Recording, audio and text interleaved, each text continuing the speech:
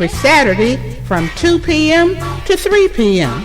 on Spreaker.com. It's time for Rastafari Revelation, a 1-hour talk show produced and presented by members of the Rastafari Alliance for Science, Technology, and the Arts. Coming to you live from the United Kingdom with news, views, reviews, previews, and interviews exploring the Rastafari movement. Rastafari Revelation, produced and presented by members of the Rastafari Alliance for Science, Technology, and the Arts, in collaboration with www.Spreaker.com, the World Wide Web's #1 podcasting platform.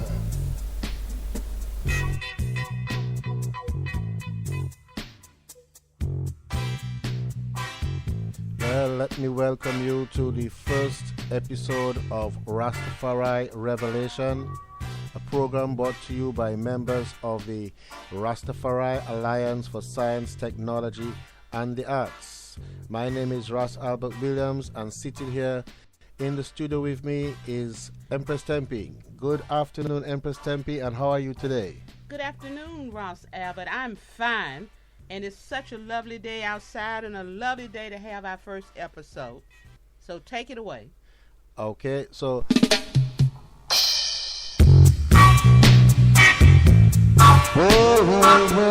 maybe you'd like to tell listeners what we intend to speak about today. Today being the 25th anniversary of the founding of the Organization of African Unity, now known as the African Union. It's also 1 year since the Rastafari Alliance for Science, Technology, and the Arts was established as a Facebook group, Tempe. What do we have in store for our listeners today? Okay. Well, for our first episode, what we'd like to do is just sort of break the ice. We'd like to just kind of do an introduction. And Ross Albert, I'd like for you to talk to us and discuss exactly what is Rastafari Alliance for Science, Technology, and Arts. What it is, tell us, why was it started? And you may want to talk a little bit about some of the postings, the mission, the importance of it. And yes, it is our first year anniversary. You may want to give us a little stats because it has been on the Facebook platform and we've got some significant stats. Along with that, we'd like to talk about today being African Liberation Day and talk about its history and its importance and basically how is it celebrated. Since our platform is a global platform, we'd like to talk about it in terms of its involvement, Rastafari involvement. Where does it connect? Talk about some of the celebrations that you per se have been involved in, especially in Dominica. And I saw you the other day looking at a video of your Prime Minister Skerritt. Talk to us a little bit about what his vision is and what he'd like. Okay, Empress Tempe, what we're going to do, we're going to just apologize to our listeners, those of you who have tuned in. We sent out advertisements for the last 2 days through the various social medias that we would start at 2 o'clock. It's now 20 minutes after 2, 22 minutes exactly, and we encountered problems just as we were about to go on air. So what we're going to do now, we're going to listen to a song called Call Him Jah by Albert and Tempe. Of course, all the music we feature on our first few programs will be music produced by Albert and Tempe, a reggae duo. And for copyright reasons, we won't be exploring other musics right now. But let's just hear this song, Call Him Jah, when we return on the other side, we'll be talking about how the Rastafari Alliance for Science, Technology, and the Arts, with the acronym RASTA, all began and what's been happening over the last year. Just stay tuned. Okay. Jah Rastafari, Emperor Haile Selassie liveth in the hearts of each woman, man, and child.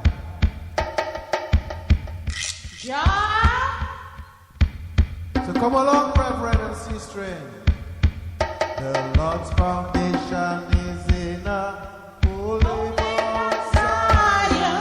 Holy Mount Zion. Holy Mount Zion. The Lord's foundation is in a holy Mount Zion. Holy Mount Zion. The Lord's foundation is in a holy Mount Zion. Holy Mount Zion. Holy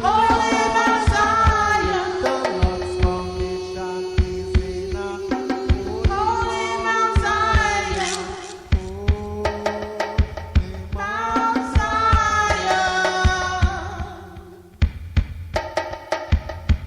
The Lord's foundation is in a holy Mount Zion. Holy Mount Zion.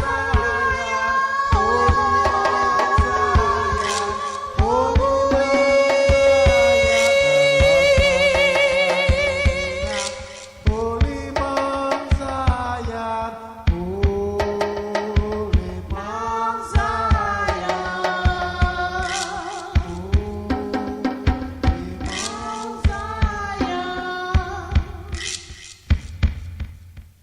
said it's a long, long time. Never see long time. It's a very long time. Never see Selassie.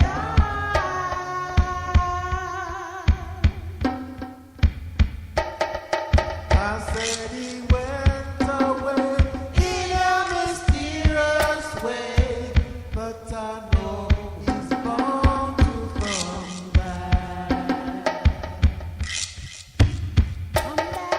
I said he went away in a mysterious way, but I know he's bound to come back. Come back, come back, come back, come back. Never see the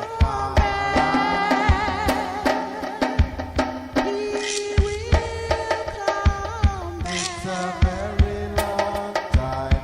Never see Selassie.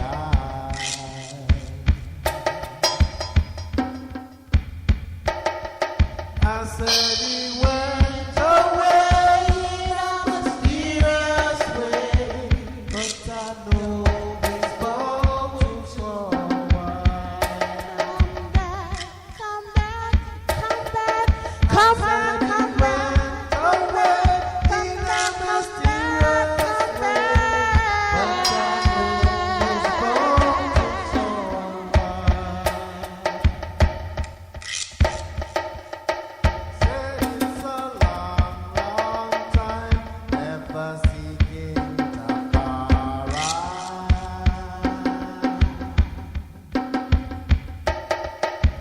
It's a very long time, never see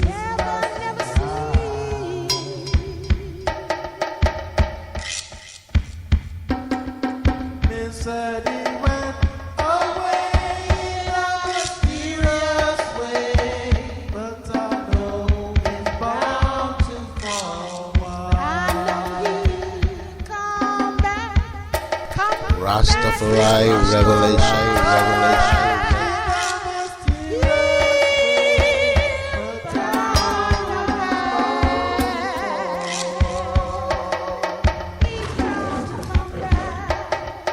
So call it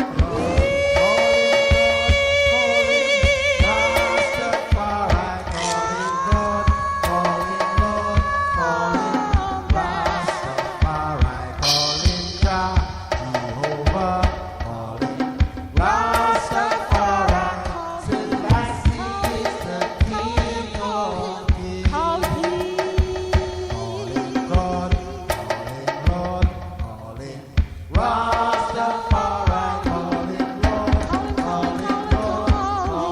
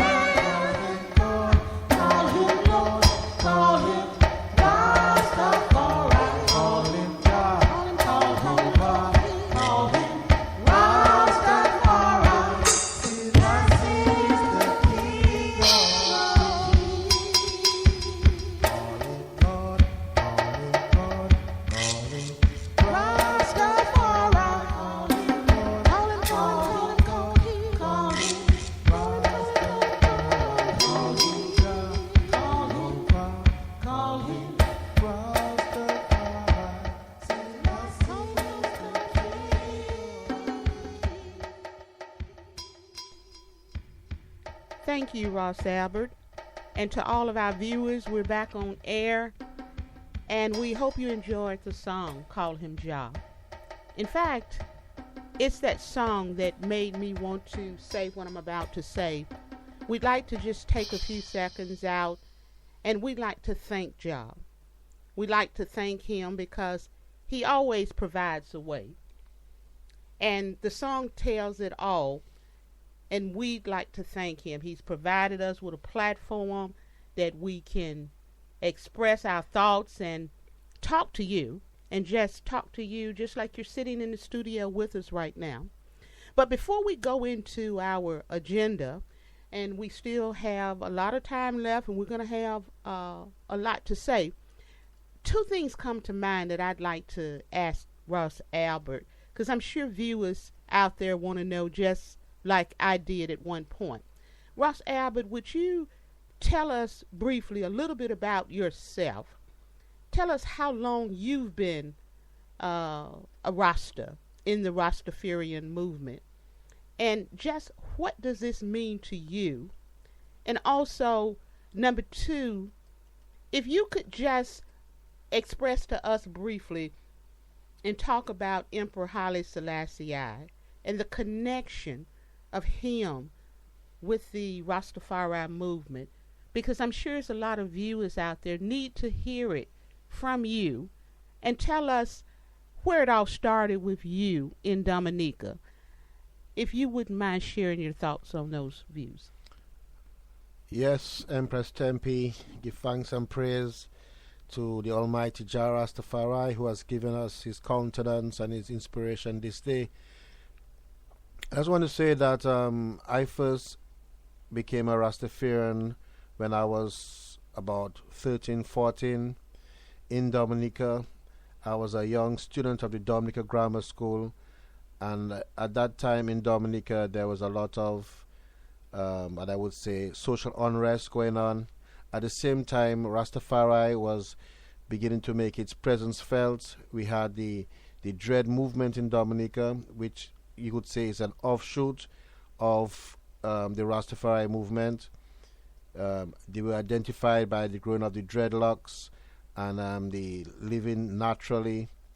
And there's a lot of infighting between the government, who accused the Dreads of doing various crimes. But at the same time, Rastafari was making its presence on the international arena with groups like Bob Marley and the Wailers, the Third World, and Burning Spear. Well, I was at the grammar school, and at that time, a lot of the high school students were also adopting the Rastafarian outlook, growing of dreadlocks, smoking of marijuana, and I'm listening to reggae music. And there was a lot of discussions going on between students of the high schools. And at the same time, we had university graduates returning from the University of the West Indies, Mona campus in Jamaica, and St. Augustine in Trinidad, and they were coming down with this newfound knowledge of Rastafari that was beginning to spread throughout the Caribbean. As you know, Rastafari began in Western Kingston. It started with a number of evangelists since 1930, and before 1930 with the preachings of Marcus Garvey, that great apostle of black liberation. Marcus Garvey was a trade unionist, a publisher, and a great orator, and he traveled to America and also England, where he died in 1962, preaching the gospel of black liberation. Marcus Garvey it was who said that he asked the black people, where are your prime ministers, where are your kings, where are your industries, the captains of industries? And he was very influential in creating a number of entrepreneurial projects, such as the Black Star Liner.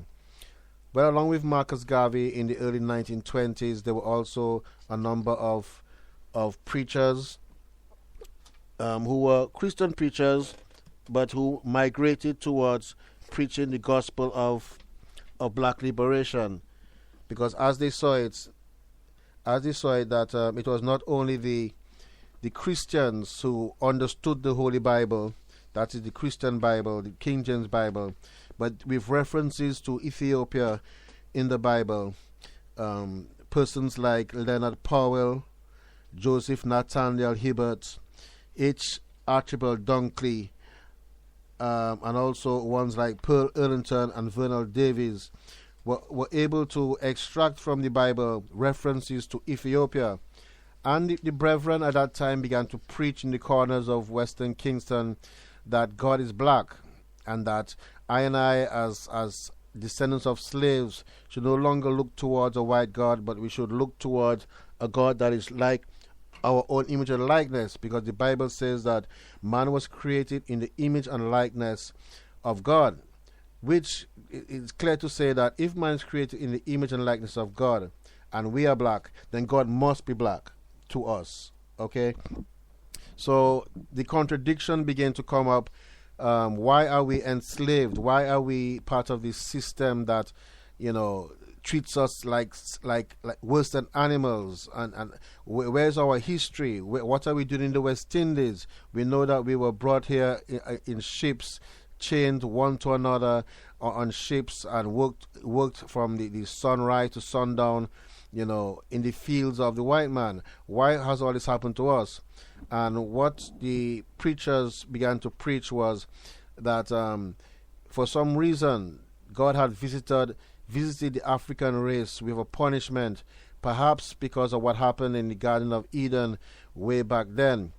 But the message was that Rastafarians and black people should return, and that is when the call for repatriation began to surface among the brethren in Western Kingston, Jamaica. So I've been a Rastafarian since the age of 14. I graduated from the high school in 1979 and began to grow my dreadlocks right away. Went up into the hills, did some work, some planting, and also contributed to a number of Rastafari organizations.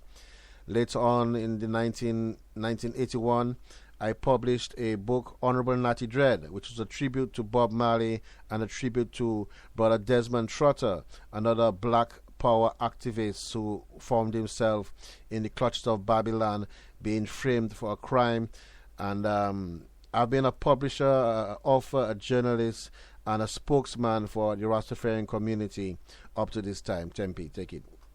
All right, thank you, Ross Albert, for enlightening us with those very historical facts. Yeah, that's the lion roar, Tempe. Is that the lion? I hear him roaring in the background. And that's another episode that we'll talk about, the symbolization of what that's all about. But what you did is, I'm very glad we've got this platform where we can just kind of talk, because what I represent are those viewers out there that probably have so many questions in the back of their mind. But let me just briefly, because it's not about me, but I'd like to briefly say something, because I think that is where the connection of you with me, in what you just said, you brought a lot of very realistic words to mind. And let me tell you, I'm very proud to have grown up in the United States of America, Memphis, Tennessee. In fact, on the other side of the globe from you. And it's just been a blessing how we met, and the fact that we did meet, and the fact that we can collaborate and embrace one another so.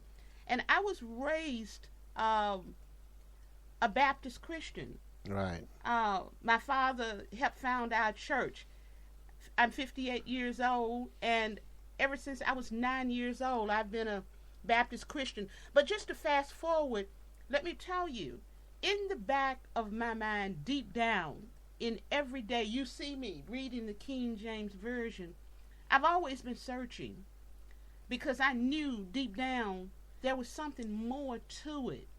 And that's where your intellect and your wisdom and your understanding comes in. But just to go what you touched base on, at the same time, there was a black struggle power that was taking place in the United States. And I'm a product of the civil rights movement. So even though we're talking struggles. We're talking Rastafari. We're talking Black Power. The whole bottom line is that we've all been fighting, and we realize that the ultimate is for black liberation. Well, you see, what you have to understand that black people, no matter where the ship left us off, we all belong to the source, which is Africa. So your experiences as a black American is no different from my experiences as a British-born African, or a Caribbean-born African, or indeed for an African born in Germany or France. Okay. We all one people, and we all suffer the same racial discrimination, and all have to fight against poverty and fight against ignorance and against, malnutrition and all these things that affect the poor people. Whereas we know Africa is one of the richest continents in the world, which has been taken over by colonialists since back in the 14th and 15th and 16th century, and even in the 21st century, that they're still trying to take over Africa. A while ago, I was on the phone with Brother Kabinda, and he was telling me that Ethiopia has opened up its borders to nations all around the world, and they're coming in, establishing their factories and taking over loads of acres of land, and just reaping the benefits to send back home to their people. Whereas poverty still continues to exist in Ethiopia. The same reasons why they said that they deposed Emperor Haile Selassie in 1974 because of poverty. Poverty is still existent and rampant in Ethiopia. You see, so we black people have a struggle to face. We have been fighting for so long. We've come of age. We've come of independence. And one thing I must say that I'm very pleased to say that for the first time, we have the first black president of the United States of America, Mr. Barack Obama, which in my eyes is one of the accomplishments that the table has turned. Black people are now beginning to be recognized as a people and not as a slave or a descendant of slave, but we can in fact be prime ministers of the most powerful nation in democracy today. Well, it's beautiful that you said that. And, I think that it would not be fitting if I didn't take a moment and acknowledge some of the blessings that have happened in my life. And the fact that we're talking on this subject is a blessing. And let me tell you, I represent viewers that are waiting and ready to hear all that you have to say. We have so much respect for what you have to say. So much respect for Marcus Garvey and the founders, the elders and the founders that you see. That'll be another episode when you see these pictures of these older generation Rastafarians with the dreadlocks. It has just always amazed me how it was their work, their foundations that laid the way and paved the way to where we are now. And you mentioned President-elect Barack Obama for 2 terms, not 1, but 2 terms. I'm very proud to tell you that even though I was born in Memphis, Tennessee in 1954, I've spent 25 years of my life where my father and my mother were very, very strong supporters of the NAACP, the National Advancement for Colored People, at a time where that was something people didn't talk about. So we have to carry on their stories. But I spent 25 years there, and Rastafari Revelation. Okay, Tempe, we're going to have to take a commercial break in the next 4 minutes. So what we're going to do, we're going to take in a few bars from a song that you're featuring vocals in, Where Are We Going? And when we come back, we're going to talk a little bit more about Rasta, the Rastafari Alliance for Science, Technology and the Arts. You have just begun to talk about yourself and what you experience as a black American. I'm sure we'll have a lot more to talk about that in the future. But let's just take in a few bars of this song before the commercial. We are late. It's now 14 minutes, 60 minutes going up on 3 o'clock.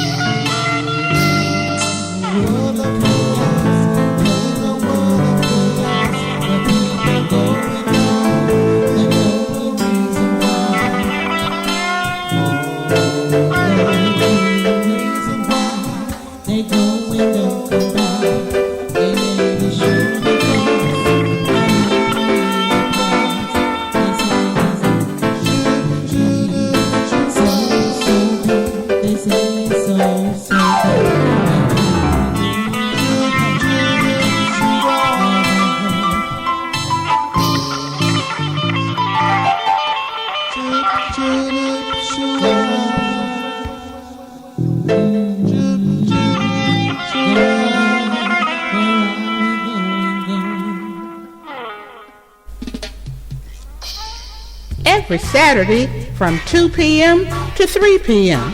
on Spreaker.com. It's time for Rastafari Revelation, a 1-hour talk show produced and presented by members of the Rastafari Alliance for Science, Technology, and the Arts. Coming to you live from the United Kingdom with news, views, reviews, previews, and interviews exploring the Rastafari movement. Rastafari Revelation, produced and presented by members of the Rastafari Alliance for Science, Technology, and the Arts, in collaboration with www.spreaker.com, the World Wide Web's #1 podcasting platform. Rastafari Revelation.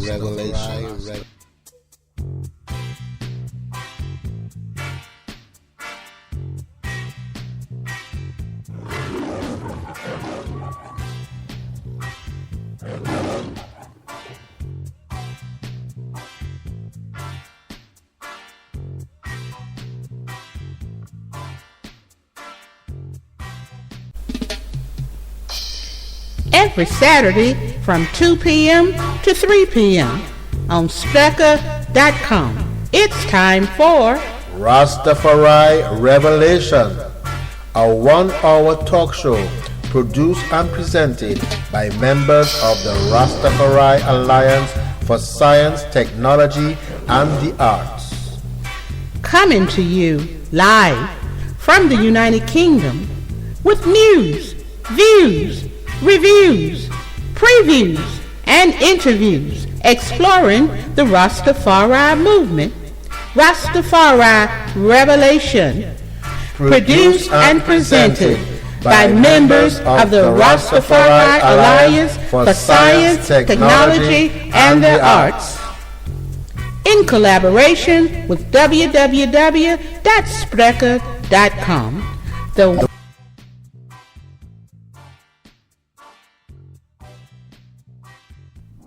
Well, we're back on the air. It's